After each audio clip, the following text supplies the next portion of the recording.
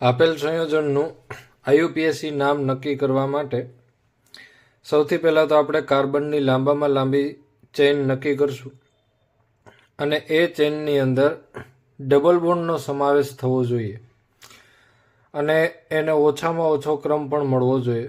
તો આપણે અહીંથી સ્ટાર્ટ કરશું 1, 2, 3, 4 અને 5. તો ટોટલ 5 કાર્બનની ચેઇન આપણને મળે છે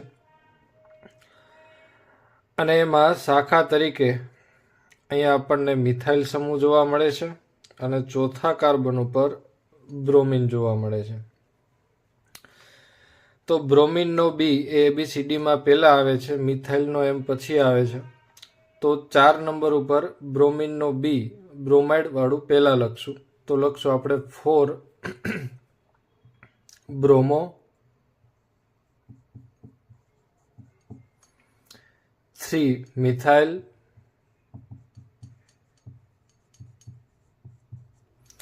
ટોટલ 5 કાર્બનની ચેઇન છે એટલે પેન્ટ અને 2 ઉપર ઇન આવેલું છે એટલે પેન્ટ 2 ઇન.